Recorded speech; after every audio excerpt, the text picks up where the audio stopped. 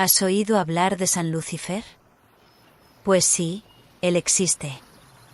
Pero, ¿cómo es posible que un obispo católico, venerado como santo, tenga ese nombre, Lucifer? Para entender esto, necesitamos hablar un poco sobre el cristianismo en tiempos del Imperio Romano, sobre algunos textos judíos que no entraron en la Biblia, y sobre cómo un rey babilónico se convirtió en una estrella y luego en un ángel caído, al menos, según las interpretaciones que se han hecho a lo largo de la historia. El santo. Para entender la historia de Lucifer, podemos comenzar nuestro viaje en el tiempo, observando más de cerca a San Lucifer.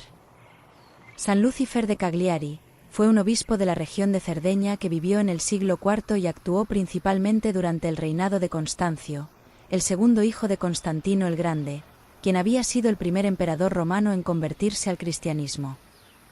En ese periodo, esta nueva religión se estaba fortaleciendo cada vez más en el imperio, y varios concilios, es decir, reuniones de líderes cristianos, eran convocados por los emperadores para definir una serie de cuestiones disciplinarias y doctrinales en la Iglesia. Nuestro amigo, Lucifer, participó en al menos uno de estos concilios, que fue el Concilio de Milán.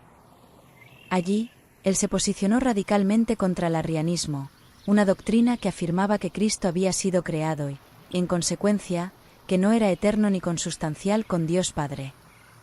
Para su desgracia, el arrianismo en esa corriente teológica era apoyado por Constancio II, el emperador que decidió entonces encarcelar a Lucifer en su palacio y luego exiliarlo a Palestina y más tarde a Egipto. A pesar de esto, durante su exilio, Lucifer continuó enviando cartas al emperador intentando convencerlo de que estaba equivocado. No tuvo mucho éxito en esta empresa, pero cuando Constancio murió, el exilio de Lucifer fue revocado y pudo regresar a circular por la región de Italia. Participó en varias nuevas disputas eclesiásticas durante ese periodo y escribió textos sobre temas como no convivir con los herejes y no perdonar a aquellos que transgredieron contra Dios.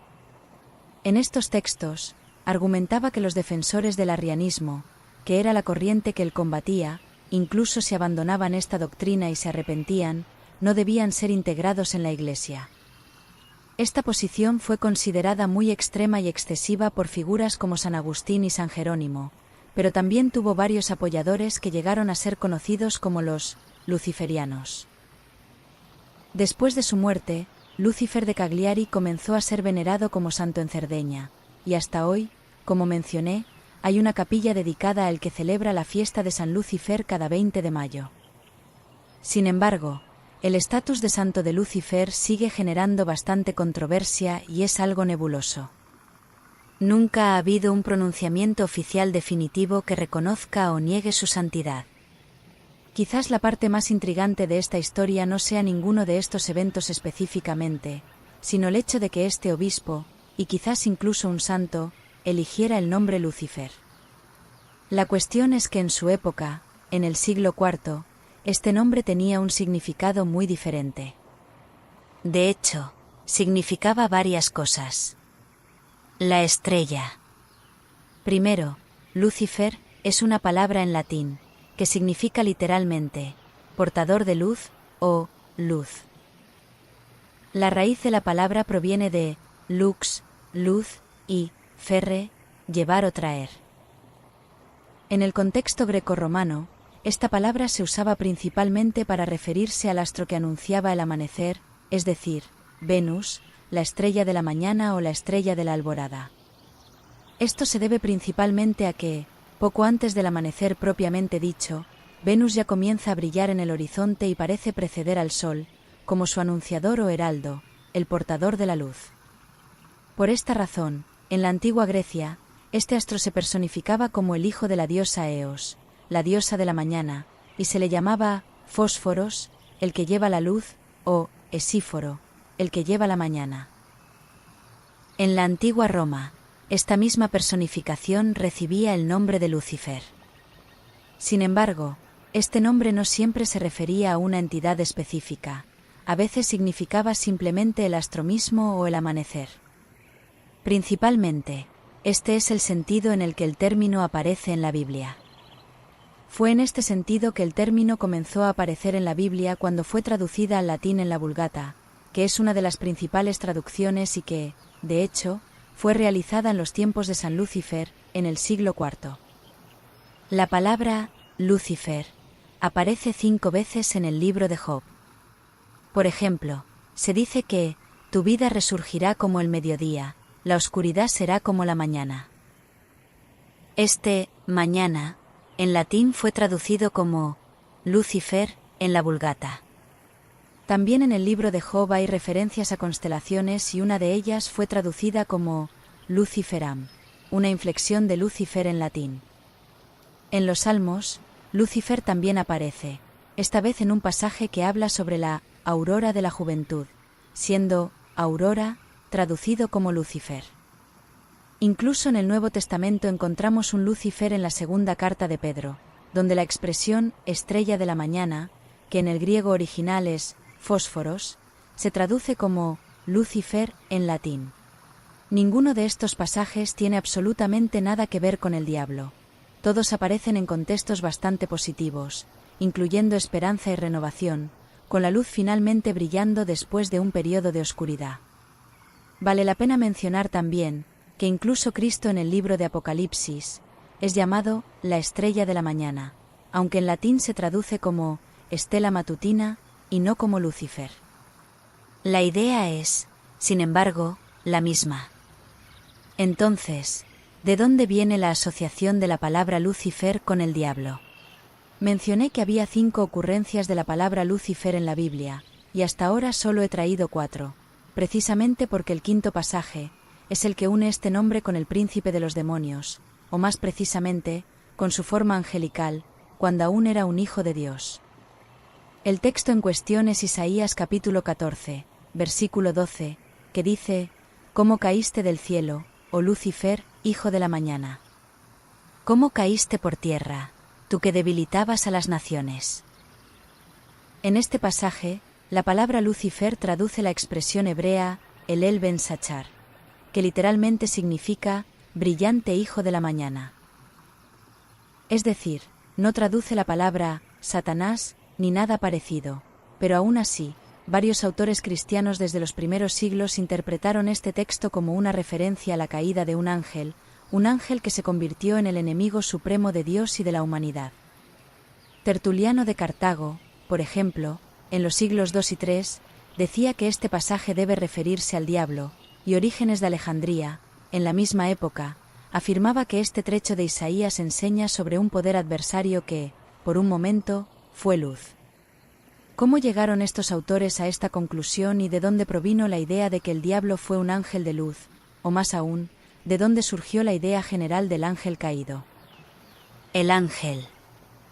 La idea del ángel caído es anterior al cristianismo, aunque no mucho.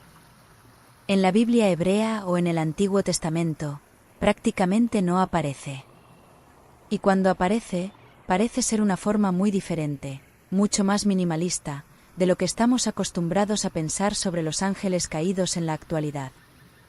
El texto principal relacionado con esto es un pasaje bastante enigmático que aparece un poco antes de la historia del diluvio en el libro del Génesis. El texto dice lo siguiente: «Cuando los hombres comenzaron a multiplicarse sobre la faz de la tierra, y les nacieron hijas, los hijos de Dios vieron que las hijas de los hombres eran hermosas, y tomaron para sí mujeres, escogiendo entre todas. Y en aquellos días, y también después, cuando los hijos de Dios se unieron a las hijas de los hombres, ellas les dieron hijos. Estos fueron los Nefilim, que eran hombres poderosos y famosos en la antigüedad». Pero, ¿qué significa este texto? ¿Quiénes son las hijas de los hombres, los hijos de Dios y los Nefilim? Lamentablemente, el texto original no hace ningún esfuerzo por explicar nada de esto y pasa rápidamente a la historia del diluvio.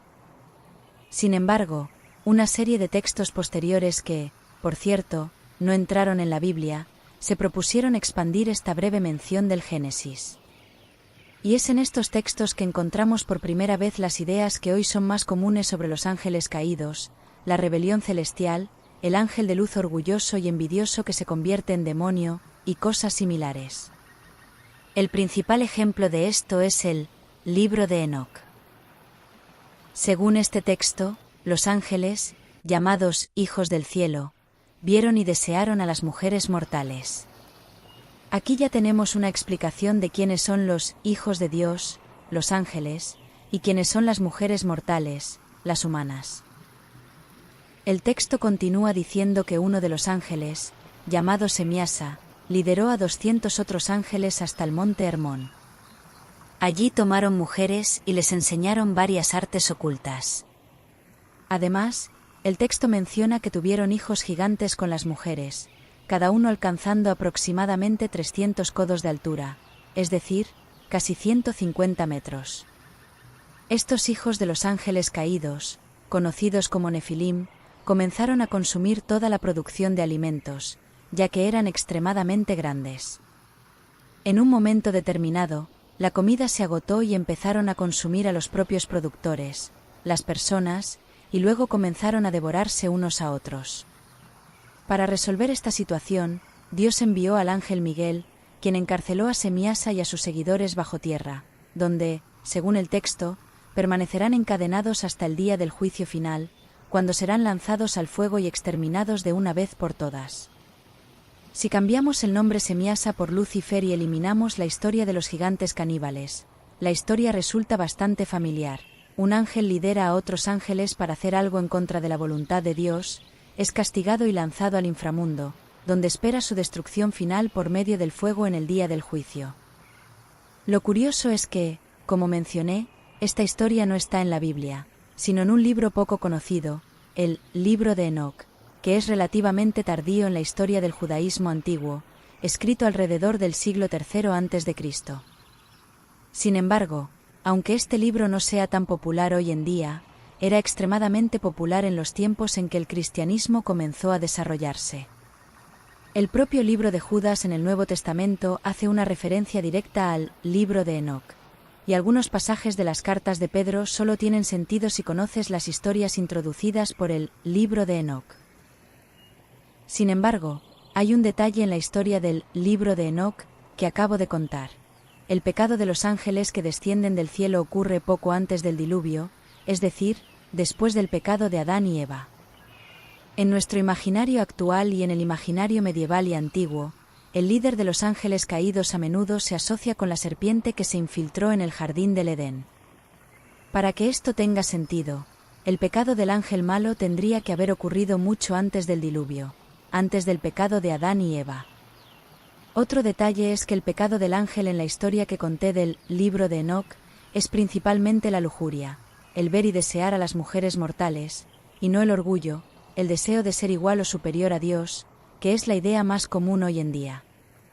Sin embargo, también encontramos estas dos ideas, la del pecado angelical anterior a Adán y Eva y la del pecado angelical como orgullo, en fuentes antiguas, incluyendo otro libro atribuido a Enoc, llamado Segundo Libro de Enoc, o Libro de los Secretos de Enoc. Este libro dice lo siguiente: pero uno de los miembros de la Orden de los Arcángeles se desvió junto con la división que estaba bajo su autoridad. Concebió la idea imposible de que podría elevar su trono más alto que las nubes sobre la tierra y que podría igualar mi poder. Y yo lo arrojé desde las alturas junto con sus ángeles. Y él volaba incesantemente por el aire sobre el abismo, y así creé los cielos enteros y llegó el tercer día. Aquí, un ángel intenta colocarse por encima de Dios aún en los días iniciales de la creación, en la semana de la creación entre el segundo y el tercer día, pero es derribado junto con otros ángeles que también habían participado en esta especie de rebelión celestial. Es de esta literatura, especialmente de estos dos libros atribuidos a Enoc, que surge la mayor parte de nuestro imaginario sobre los ángeles caídos y su líder. Pero aún falta conectar todo esto con Lucifer propiamente dicho, con el nombre Lucifer. ¿Cómo se convirtió Lucifer en el nombre del ángel malo, que en el primer libro de Enoc se llama Semiasa, y en el segundo libro de Enoc se llama Satanael? Finalmente, podemos regresar a la cuestión de la Biblia latina y, en particular, a la ocurrencia de la palabra Lucifer, que mencioné en Isaías capítulo 14, versículo 12. ¿Cómo caíste del cielo, oh Lucifer, hijo de la aurora? ¿Cómo fuiste derribado a tierra, tú que debilitabas a las naciones? Ahora, podemos entender el por qué algunos cristianos de los primeros siglos, profundamente inmersos en el imaginario enoquiano sobre los ángeles, interpretaron este texto como una referencia al diablo, al príncipe de los demonios. Sin embargo, el problema es que, si leemos este pasaje en su contexto más amplio, regresando a algunos versículos anteriores, esta interpretación queda bastante comprometida. No por casualidad, en la tradición rabínica judía posterior y en el estudio moderno de la Biblia, el consenso es que este pasaje no se refiere a un ángel ni a un demonio, sino a un rey humano. El rey. Comencemos con Isaías 14, versículo 3. El texto dice lo siguiente: Esto sucederá en el día en que el Señor te dé descanso de tu sufrimiento, de tu inquietud y de la dura servidumbre a la que fuiste sometido. Entonces entonarás esta sátira sobre el rey de Babilonia. La situación aquí es que Judá fue derrotado por Babilonia y llevado al exilio. Hasta entonces, el rey de Babilonia se presenta como el victorioso, poderoso y exaltado, teniendo a Judá y a varios otros reinos sometidos a sus pies. Pero Isaías profetiza que pronto esta situación de opresión va a terminar. El rey de Babilonia caerá, será humillado y el pueblo de Judá se burlará de él, hará sátiras y canciones llenas de ironía sobre la humillación de este rey. La canción que harán será más o menos así. ¿Cómo terminó el opresor? ¿Cómo terminó la arrogancia? El Señor ha quebrado el bastón de los impíos, la vara de los dominadores, de aquel que hería a los pueblos con golpes interminables, que con ira dominaba las naciones, persiguiéndolas sin que nadie pudiera detenerlo. Todo el mundo descansa, está tranquilo, todos estallan en gritos de alegría. Hasta los cipreses del Líbano se regocijan por ti, como si dijeran, ya no sube nadie aquí para cortar nuestros árboles. Es decir, ahora que ha caído el rey de Babilonia, todos los pueblos respiran aliviados y hasta los árboles, que antes eran talados por este poderoso imperio, recuerdan la caída del rey. El texto continúa. En las profundidades, el Sheol se agita por ti para encontrarte, para recibirte. Ha despertado a los muertos, a todos los poderosos de la tierra, ha hecho que se levanten de sus tronos todos los reyes de las naciones. Todos ellos te interpelan y te dicen, ¿también tú fuiste abatido como nosotros? ¿Te has convertido en nosotros? Tu pompa ha descendido al Sheol, junto con el sonido de tus arpas. Sobre tu cuerpo, los gusanos forman un colchón, los bichos te cubren como un cobertor. La idea aquí es que el propio mundo de los muertos, el Sheol, se agita para recibir a aquel que se creía invencible y todopoderoso, y que nunca habría de llegar a ese destino. Los otros reyes incluso se aseguran de confirmar que es el mismo quien está allí, que él también, al final, fue derrotado. Toda la gloria, la música y el lujo que lo acompañaban se convirtieron en silencio, gusanos y podredumbre. La sátira continúa, y aquí está el punto fundamental para nuestro análisis. ¿Cómo caíste del cielo, oh estrella de la mañana, hijo de la aurora? ¿Cómo fuiste arrojado a la tierra, vencedor de las naciones? Y, sin embargo, decías en tu corazón, subiré hasta el cielo, por encima de las estrellas de Dios colocaré mi trono. Me estableceré en el monte de la asamblea, en los confines del norte, subiré por encima de las nubes, me volveré semejante al Altísimo. Y, sin embargo, fuiste precipitado al Sheol, a las profundidades del abismo. Es en este pasaje específico, dentro de esta sátira al rey de Babilonia, que algunos cristianos y algunos judíos, desde la perspectiva enoquiana, vieron una referencia a un ángel caído, a la revuelta celestial de Lucifer. Pero este pasaje simplemente continúa la sátira al rey de Babilonia. La idea es que este rey, en sus días de gloria, llegó a la arrogancia de pensar que era tan poderoso o más poderoso que Dios. En su mente, el lugar que le correspondía era el trono más alto.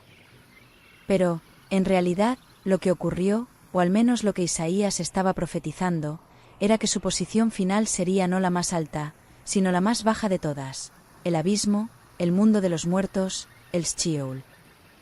Es en este contexto satírico e irónico de inversión que el rey de Babilonia es llamado brillante hijo de la mañana o Lucifer en latín. No porque el autor del texto creyera que el rey de Babilonia mereciera ese título, sino porque lo aplicaba irónicamente. Es como cuando alguien se burla de otra persona que considera arrogante, diciendo algo como: «Ah, el presumido se salió con la suya, el engreído se salió con la suya, el listo se salió con la suya». No es que en realidad crea que la persona sea realmente eso, es una ironía, una sátira. Algunos estudiosos apuntan que este tema de la humillación del arrogante, usando específicamente la imagen de la estrella de la mañana, hace referencia a un mito garítico que encontramos en el llamado ciclo de Baal, que habla de Astarte, la brillante, que intenta elevarse por encima del dios Baal pero acaba siendo derribada. El texto del ciclo de Baal dice: Astarte, la brillante, cayó del trono del valeroso Baal. También se han considerado varias otras referencias mitológicas para intentar identificar un paralelo más directo con el contexto de Isaías. Pero lo que es más relevante para nosotros aquí es que el sentido general del texto es muy claro. El rey de Babilonia, que hasta entonces se exaltaba, será humillado, y esto es lo que la audiencia original de este texto de Isaías estaba esperando ansiosamente que ocurriera. Por otro lado, Judá, que estaba siendo humillado, sería exaltado, lo cual también era una expectativa muy fuerte en ese periodo. Podríamos seguir leyendo el resto del pasaje, que continúa con esta sátira y deja aún más clara esta dimensión política e histórica del texto.